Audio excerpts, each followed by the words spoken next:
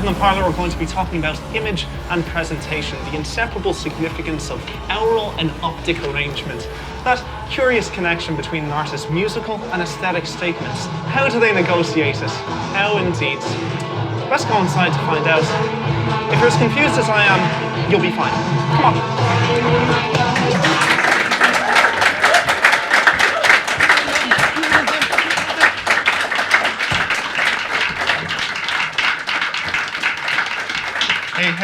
Hey, hello, and welcome to the Parlour, prying into the self-starting, stubborn-minded world of DIY music, where independent artists make creative choices based upon personal pleasure and musical fulfillment. Mad stuff altogether. Coming up on tonight's show, we're going to be speaking to Emmett Connell, graphic designer, and Ruth Medjber, music photographer. As well as that, we have a previously filmed Heffest, courtesy of No Spill Blood, alongside our West Coast correspondent, Ray Wingnut. But to begin tonight's show, we're going to make the formal acquaintance of and engage once more in the act of hand clapping for Catscars. Robin, I was hoping you could indulge my ignorance for a moment and tell us how Catscars started and why. It started kind of back when I was in college. Me and a few friends, Patrick included, started this band called Children Under Hoof. And as being with like four lads and myself, I didn't quite have the control that I wanted, so I started to make my own music and called it Catscars. Yeah. And for yourself, in terms of presenting things visually, was that something you were conscious of from the start with Catscars? Very much so, yeah. I think being female as well, you kind of get, people look at you a bit differently, and I was the only girl in the band as well, so I think that's important. And I like, it's a nice opportunity to enjoy fashion and stuff like that and things. So yeah, I mean, we do try to coordinate our outfits a bit, kind of go for gold a lot, sparkly things, and yeah. Is it a nice way of, I suppose, separating yourself from the everyday if you have a more extroverted presentation on stage? Yeah, definitely. Yeah, it's actually something I'd like to explore a bit more as well, a bit more kind of costume side of things. Musically, an interesting thing about your music, the fact you use a Nintendo DS to make your music. Two of them. I got a third one recently as well. Actually. Okay. Yeah. Why? Why does that fit into what you do? Well, I guess I got one years ago, and my brother gave me this amazing Korg GS10 synthesizer program for it. I just loved it. I can move it around, bring it on the bus with me and stuff, and it's really portable. I'm lazy, yeah. It's easier than carrying around loads of massive synths and stuff, so. And does the same job. Yeah. You came from a background where you would have used like a Yamaha PSR 185, and then you're using a Korg DS10 big fucker, carrying that around. Yeah. Does that have a limitation, or does that suit you in a way? This seems to suit me perfectly. Yeah, the DSs do. Yeah, I mean, I used to use keyboards and DS at the same time. I've just gotten lazier. The first album was very much all keyboard based. Not even synths, crappy keyboards. And there was a couple of songs that were based on the DS on that, and I've just basically progressed and developed with that kind of side of things. So the next album will be far more dancey. And kind of, Well, tell us about the track you're going to play for us tonight and what inspired it. I think the first one is called Tom Hardy. It's obviously named after Tom Hardy. Well, there's a song called I'm in Love with a German Film Star by The Passions from like the 80s. And I've always loved that song and kind of wanted to do something similar. And so that's the inspiration for that song. And Tom Hardy is a current movie star. He's also very cute. So. And that's going to be on an impending release, is that correct? Yes, it's going to be hopefully. Well, no, it will. A new album this year, and that'll be on the new album. Sweet. In a few months, hopefully. No, there's no definite date yet for it, but yeah. Okay. Well, why don't we hear it right now? Ready? Thank you. Catscars, Tom Hardy. Thanks.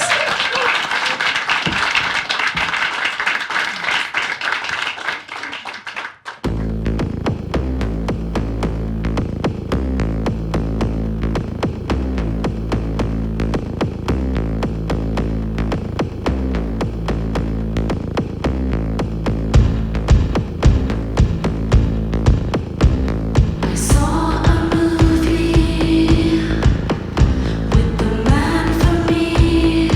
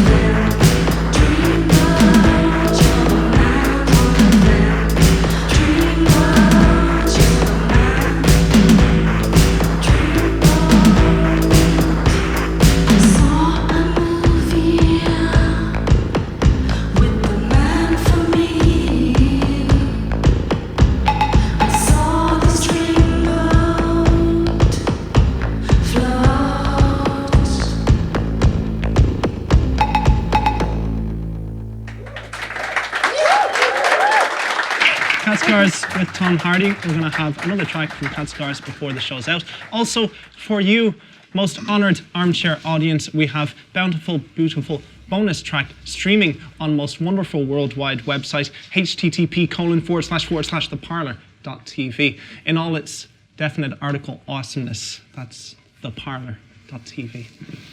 Anyway, I believe it was the modernist poet Ezra Weston Loomis Pound who once said, "The image is more than an idea. It is a cluster and vortex of ideas fused together and endowed with an energy of its own." While the early 21st century American pop star and prophet Jessica Simpson has said that image is the most important thing in a person's career and longevity. So here to ruminate on those words, we have Emmett Connell, graphic designer, and Ruth Medjber, music photographer. Thanks very much for being on the show. I suppose I could start the interview by asking a little bit about your background, how you guys got into music photography and graphic design. Well, I was a big Jessica Simpson fan. Of course, who isn't? No, I was always into photography. My dad was into photography, and it's pretty much the only thing I did. So did a degree in it here and never let go since, just clawed my way through it until I could call myself a professional. And what drew you to music in particular? Just music, absolutely music. Just started going to gigs when I was about, 13 or whatever. There was these gigs around the corner called Blast, and it was like for kids, by kids. Got into that, got MCing that, photographing that, and it was just music. And when I figured out that you could put music and photography together, bing, I was there, I was hooked. And you, Emmett, as well, you started with photography. I did. Well, before that, I studied fine art. That's kind of traditionally my background. But then I picked up the camera and I realised, well, here's another tool that can kind of create images. So it was something I wanted to explore. Studied it for a bit in DIT also, the same as Ruth. But I suppose I kind of took a different direction with it. And rather than being a sole photographer, and that's kind of, I just use the camera to document. I use it as kind of part of my overall kind of, it's a tool in kind of my artwork, And Ruth, for yourself, as I understand it, you specialise very much in portrait photography. Yeah. Portraits are just my thing. I love it. So, I mean, I don't integrate it into anything else. I wish I did now. I'm like, no, it's just photography. That's it. If it doesn't come out of a camera, I've no interest in it. So I just have to get the shot inside the camera. But yeah, portraits, definitely my thing. To my mind, there's a really interesting negotiation there, where obviously in a live arena, the band are being more in the framework of performance and presentation, but you have all the other considerations of the lighting in the venue and being, herded out of the venue into the venue. There's a lot of other things you don't have control of, maybe. Yeah. And then with portraiture, you're much more in control of the situation. You're setting it up, but the band are taken away from the stage, away from their instruments. How do you get an image that defines them when it's away from the stage? They're two very different styles and different mediums. Like live performance photography, you're relying on a lot of things. Like you said, you're relying on access. You're relying on the lighting. So if I'm working with a band and they've hired me to come and shoot their live show, I'll have tried to regain as much control as possible, in terms that I'll get there early, I might watch a sound check, I might go through the lighting with the engineers beforehand and see what they're planning. And if I work with them and I know that, for the last song, they're going to strobe it, I know I have to strobe it in my camera too, so there's different ways that you can regain control. But when you go to like a Beyonce show, or, you're doing a big festival, you've got no control. You have to wing it. You have to be quick on your feet. You've got maybe like 30 seconds to shoot the band before you get turfed out of there. So you have to be quick. A band that hires me to maybe do like promo shoots instead, that's loads of fun, and that's really different, because that's when you can play. That's when you can get totally creative. So like a common scenario is with band emails me going, I've seen your stuff, like what you do, we think you'd work well with us. I'd then listen to their tracks. If I get along with their tracks, if I like their sound, then I'll go, yeah, I can definitely work with you on this. And then there's more of a dialogue then. It's an absolute dialogue. It has to be a collaborative effort when you're working with a band like that. So then the next step will be meeting up for a pint or a coffee, whatever. You all sit down, you all throw your ideas on the table. I'll get a sense of who they are, and then we'll try and kind of work it in around, maybe they've had some artwork done before. So if a band have already had like an EP out or whatever, and this is for the album, I'll look at what their graphic designer has done and try to match my style to their style, or at least like take a bit of it from everywhere. Emmett, for yourself, translating the artist's music into artwork, what's your usual process? Okay, so it starts with an idea. So generally, you would start with research. If I'm working closely with the band, similar to Ruth, you know, it would be a collaborative effort. So I would sit down and I'd talk about, you know, lyrical themes. Generally, if it's a concept album, if there's an overarching theme, what that is. And I'd listen to the music a lot. Like, you know, if you're lucky to get your hands on the album before it goes to mastering and before it gets pressed, get your hands on it and listen to it over and over and over again. I suppose when the viewer is looking at it, they can associate with a place. You know, if you see something with trees and mountains, but then there might be something slightly different about it. The colouring is different. You know, it's trying to create, I suppose, a completely different world that might draw the viewer in, and the person who's listening to the music and looking at the image. You know, you try to create this world and this sense of kind of fantasy and you know what we all you know, when we sit down to an LP, we like to be taken away and we like to just be us and the music. Well, this is kind of like, well, you've got the music, but you've also got something to look at and it's something to explore, and it's so yeah. With either medium, be it music photography or graphic design, I suppose depending on the genre, there are certain cliches to avoid, you know, be it with metal or punk, or indeed with music photography, there's, you know, the cliche of having a band, you know, down an alleyway or, you know, in front of graffiti when it doesn't work. But are there certain things you look to avoid, or certain pitfalls people need to avoid when pursuing these careers? No, I think everything you do is experience and you'll learn from it. So if you are in first year in college and you find yourself down a graffiti-clad laneway, that's fine. Do it. Do the shoot and learn from it. You know, I did it, you know. But there is times where where you just evolve as an artist and you don't go near subjects anymore and you become a little bit more creative and you know what you're doing. So, like, I don't say avoid anything. You know, people will find new ways of doing a laneway shoot that will make it look kick-ass, and there's no point in saying to someone, don't do this. Go do whatever the hell you want. You just make it your own and make it interesting. And professionally speaking, a lot of people, in terms of the change in the music industry, they talk about a lack of CD sales and a drop of finance for bands, but music photography is also a medium that's been very much affected by changes in the music industry. Is that fair to say? It has, yeah. I mean, I've been doing this for a few years now, like probably at least 10 or 12 years. And in that space of time, you've seen it go from heavy print media CD sales to everything's now online, like completely. But there is a change in it, and there's definitely been an uptake in photography as a hobbyist point of view. So you get a lot more photographers out there. So the industry has completely turned on itself, like the photographic industry, and probably graphic design as well, maybe a bit. But yeah, it's difficult to keep it going. Newspapers are letting photographers go. I don't think there's a such thing as a staff photographer job now in a newspaper, whereas years ago you would have seen maybe 8 or 10 staff photographers in a print publication. You have to adapt as well, don't you? Like, I mean, extremely adapt, you know, yeah. we're in this kind of place now where music is digital.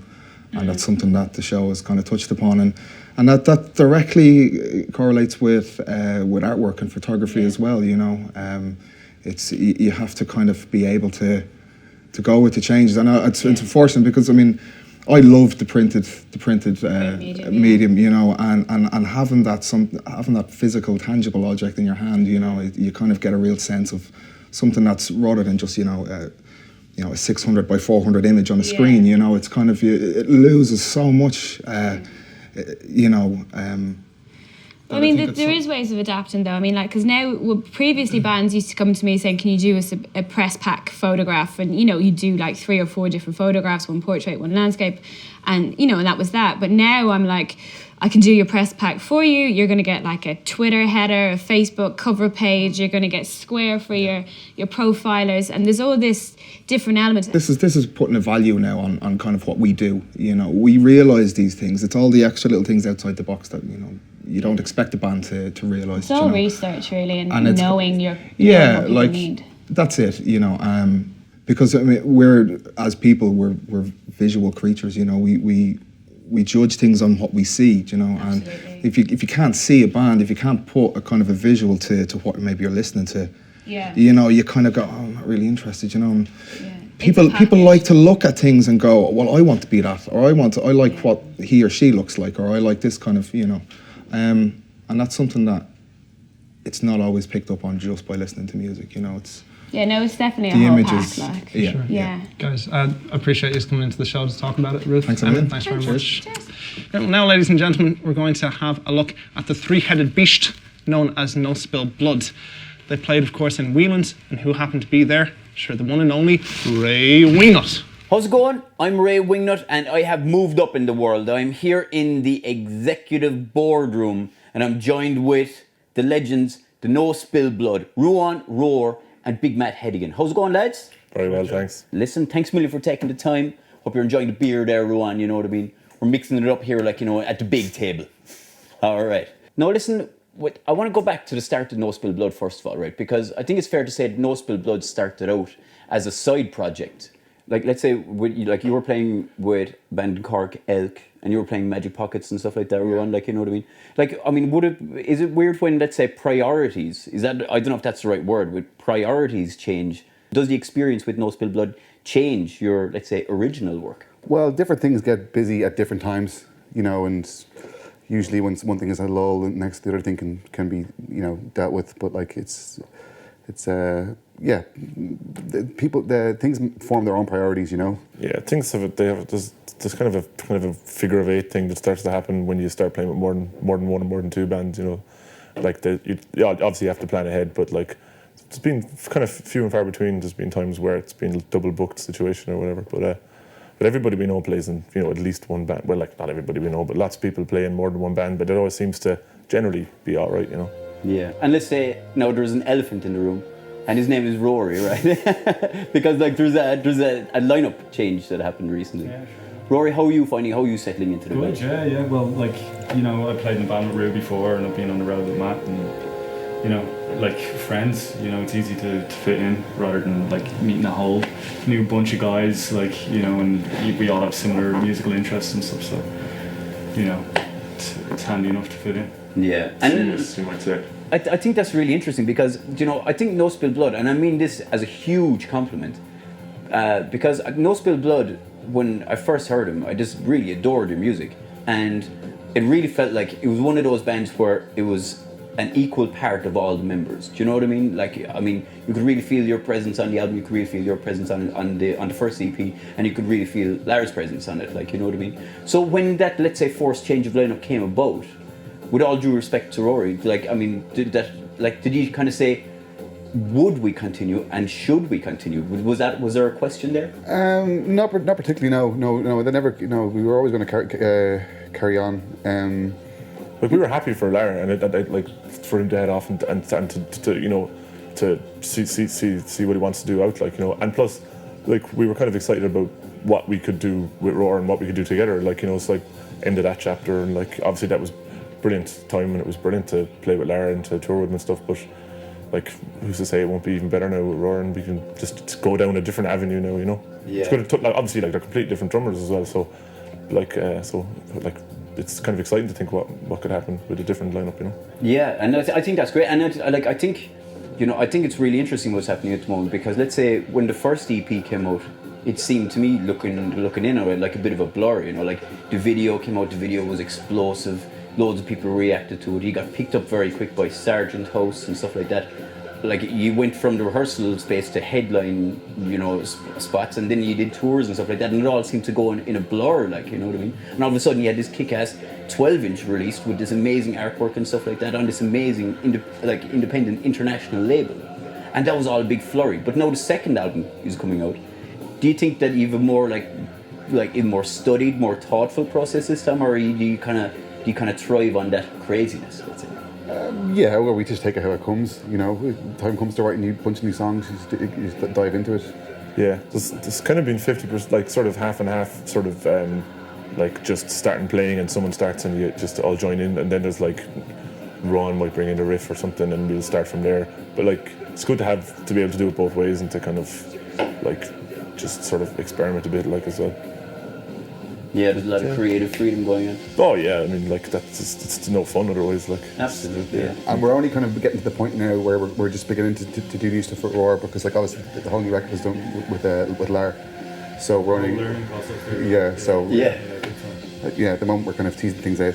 Yeah. How does that feel, Rory? Like, I mean, Lad said you're a very different drummer. Yeah, sure, yeah. Well, it's good. It's good, but like, you know, I was like, Lars a great musician. Everyone knows Lars an amazing musician, and you know, just kind of dialing your head into how the way somebody else plays, you know, and like, you know, like, you know, being respectful to somebody else's style and also playing to your own strengths, you know. So it's like, you know, it was a learning curve, you know, but like a really enjoyable one in the most bizarre way, you know. Like Lars, like really solid, you know. He's metronomic, you know. So that was a lot of fun for me. Some people would hate that, you know. Yeah. But yeah, I was digging that vibe. That's brilliant stuff. Well, listen, I'm mega hyped about tonight's gig and I'm mega hyped about the new album. Thanks a million for coming into the boardroom to see me now, lads. You all get pay raises, no spill blood. Brilliant stuff, lads. Thanks a million.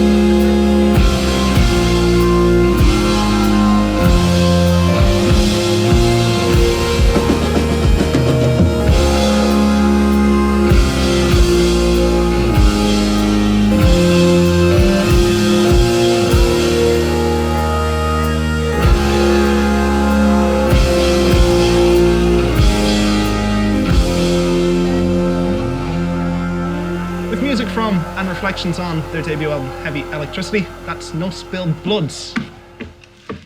How are you doing, Ray? I'm doing very good, and I tell you what, I was very happy to meet No Spilled Blood. One of those bands I think that really kind of inspires a lot of people because they go all in, balls out crazy, absolutely everything on the table. They're doing exactly what they want to do, and they've got this amazing international recognition through the label Sargent House and stuff like that. And now it's their first full-length album, so to see a band like that come together organically and power on organically as well is a really great thing. Great lads too. And for yourself, you were saying you particularly enjoyed tonight's discussion. Yep, great night tonight in the Parlour. Great crew. I've been pouring beer for everybody. And yeah, Catscars in the house. And the discussion I thought was excellent. It was really, yeah, you know, stuff that I genuinely hadn't thought about before. Genuine insight into their art and the artists as well. And yeah, really, really good.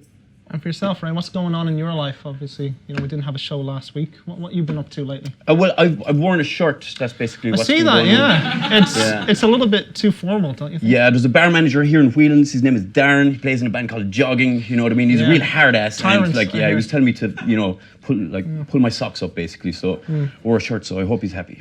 Well, it's threadbare. Anyway, we're going to play out with Catscars now on tonight's show. Going to be performing a song called Winter Sorrow. Let's get a clap.